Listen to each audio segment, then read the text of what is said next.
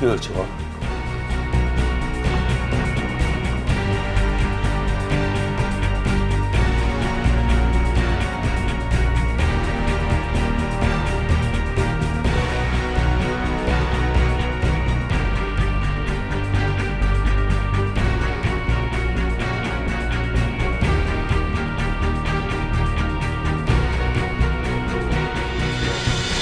কদিন একটু ব্যস্তই ছিলাম। আপনি বিশ্বাস করবেন কিনা জানি না, আমি আপনাকে সবসময় খুব মিস করি। আপনার সঙ্গে থাকতে পারলে আমার খুব ভালো লাগে, কিন্তু রিয়েলি আমি কদিন সত্যিই ব্যস্ত ছিলাম। আসলে ওই হায়দ্রাবাদে একটা পেপার পড়তে যাওয়ার ব্যাপার আছে আর কি, সেই কারণে ওই নিজের ছোট্ট জ্ঞানগম্যি ওই একটু কালেক্ট করতে হচ্ছে, একটু ল্যাবরেটরিতে লাইব্রেরিতে গিয়ে একটু সেগুলো একটু নাড়াচাড়া করতে হচ্ছে, সেই কারণেই আর কি একটু সময় কুলিয়ে উঠতে পারছিলাম না। বাপরে, ওরে বাবা, তুমি কি বলছো গো? হ্যাঁ, তুমি তোমার নিজের বিষয় নিয়ে এত বছর ধরে দেশে বিদেশে পেপার পড়তে যাচ্ছ, আর তোমাকে এখনো এত প্রিপারেশন নিতে হয়? বলু, হ্যাঁ, যারা প্রকৃত জ্ঞানী হ্যাঁ, তারা সবসময় পড়াশোনা করে, সবসময় নিজেকে আপডেট রাখেন। না না না না, এইভাবে আপনি ওই স্নেহমতী নিম্নগামী বলে না, আপনি আমায় প্রকৃত জ্ঞানী বলে ঠিক সেই কাজটাই করলেন না। না না না না না, আমি প্রকৃত জ্ঞানী নই দাদা, আমি একান্ত সামান্য মানুষ। আমার জ্ঞান পিপাসা আছে, জাস্ট সেইটাকেই ওই ঢালাই টালাই করবো, কারণ ওই ছাত্রদের জ্ঞান বিতরণ করতে হবে, তো সেই জন্য একটু কনফিডেন্স গেইন করছিলাম। ও ভাই বসো না। হ্যাঁ, বসো না, বসো না ভাই। কখন থেকে এসছো, দাঁড়িয়ে আছো, বসো। হ্যাঁ, বলছি যে তুমি কি যেন এটা বলবে বলছিলে? হ্যাঁ, একটা গুরুত্বপূর্ণ কথা যেটা আপনাদের শোনা খুব দরকার, রূপুর ব্যাপারে। রূপুর ব্যাপারে কি কথা ভাই? মেয়েটার কপালটা তো পার্মানেন্টলি পুড়লো বলেই মনে হচ্ছে। এত রাগ হচ্ছে ভেতরে ভেতরে। সে বললে তো আর হবে না।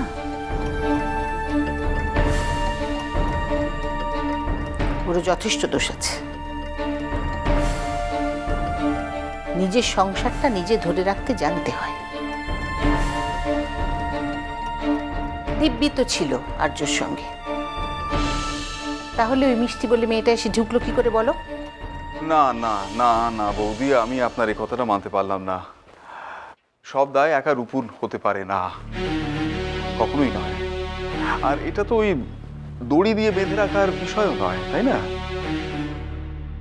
আমি আর্যকে যতটা দেখেছি, আমি এইটুকু বলতে পারি যে আর্য রূপুকে ঠকাবার ছেলে নয়, এটুকু বিশ্বাস করতে পারেন। আসলে মিসআন্ডারস্ট্যান্ডিং দুজনের মধ্যে, মান অভিমান, আর এমন একটা ব্যাপার মানে ইগো ক্রাইসিস, যার ফলে কেউ কারোর কাছে এতটুকু অবনত হতে পারছে না।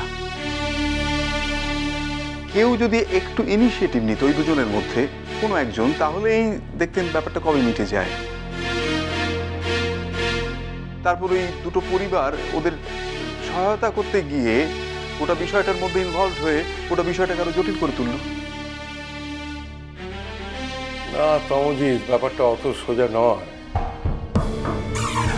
এই মিষ্টি বলে মেয়েটাকে নিয়ে তো ওরা থেকেই গন্ডগোল। আমার মেয়েটা তো কতদিন সংসার করতে পারে, আমাদের কাছে পড়েছিল।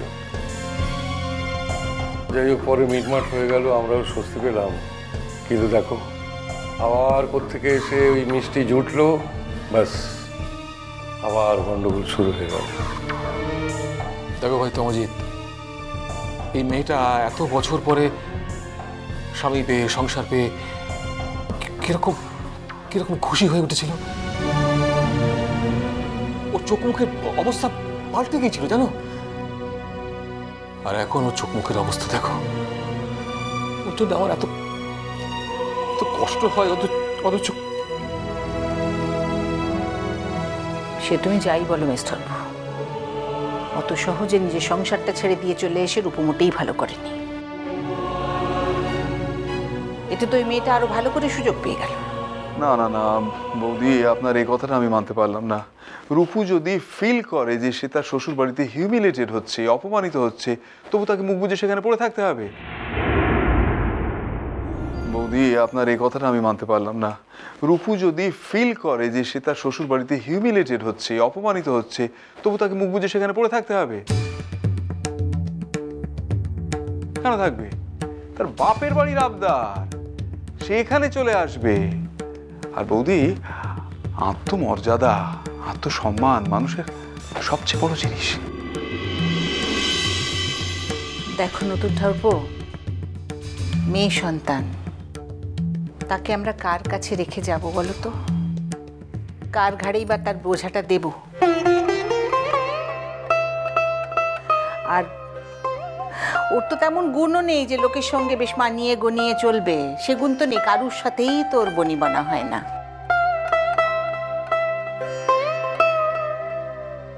আমরা আজ আছি, দুদিন পরে তো আমরা চোখ বুঝবো, তখন কি হবে? আমার বাবুর তো এই অবস্থা, আর ওর চেয়ে আর কত দিক সামলাবে বলো তো?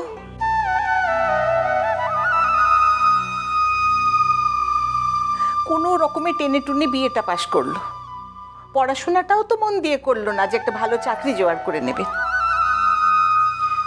এই দেখো না, আমার নীলুকে দেখো, তার শখ হয়েছে দিল্লি থেকে কলকাতায় এসে দুদিনের জন্য একটা চাকরিতে ঢুকে পড়েছে। ওর দ্বারা তো সেটাও হবে না। তা তুই যদি কিছুই না পারবি, তাহলে তোর এত মুখে মুখে চোপা কেন লোকে সহ্য করবে বলো তো? যাকে যাকে ছেড়ে দাও, ও কি একটা বলছিল বলবে, ওকে বলতে দাও না। হ্যাঁ হ্যাঁ মেসঠাকুরপো, তোমার রূপুর নামে কেউ কোনোদিন কিছু একটা বললে তোমার তো কোনো কালে সহ্য হয় না। এর নতুন কথা কি? কিছু মনে করো না বৌদি, এটাও তো ঠিক। তুমি একই বাড়িতে নীলুর সঙ্গে যে ব্যবহারটা করো, রূপুর সঙ্গে সে ব্যবহার করো না।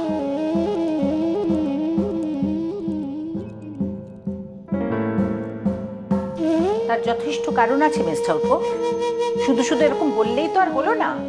নীলু কোনোদিন আমাদের সাথে এরকম করে কথা বলে না, আর তারও তো তেজও নেই। বৌদি বৌদি বৌদি প্লিজ, আমার ভীষণ দেরি হয়ে যাচ্ছে, আমার কথাটা বলতে দিন। হ্যাঁ হ্যাঁ ভাই, বলো তো বলো তো, কারণ তোমার বৌদির একবার শুরু হলে তো শেষ হতে চাইবে না। না হ্যাঁ হ্যাঁ হ্যাঁ, ওই রকমই মনে হয়, যে সহ্য করে সেই শুধু বোঝে, বুঝেছো? বৌদি প্লিজ চুপ করো, কথাটা শুনতে দাও না। আর তুমি যা বলবে আমাদের সবার জানা হয়ে গেছে, বহুবার শুনেছি। আমি কিছু বললেই তো তোমাদের একেবারে। প্লিজ প্লিজ, আমার মুখ চেয়ে একটু আমি ভালো খবরটা দিই, বলি। হ্যাঁ হ্যাঁ ভাই, বলো তো বলো তো বলো তো।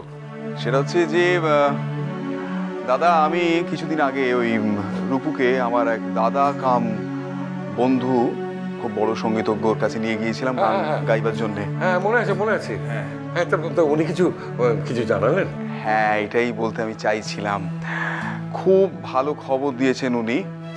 সম্প্রতি ওই একটা নতুন বাংলা ছবির মিউজিকের কাজ করছেন, সেখানে রবীন্দ্রনাথের বেশ কয়েকটি গান ফিমেল ভয়েসে আছে।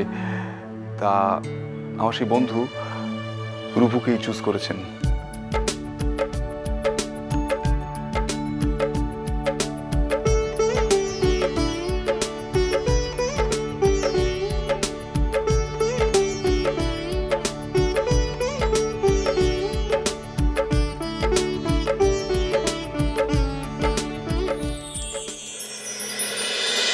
মিষ্টি কুটু মিষ্টি কুটু মিষ্টি কুটু।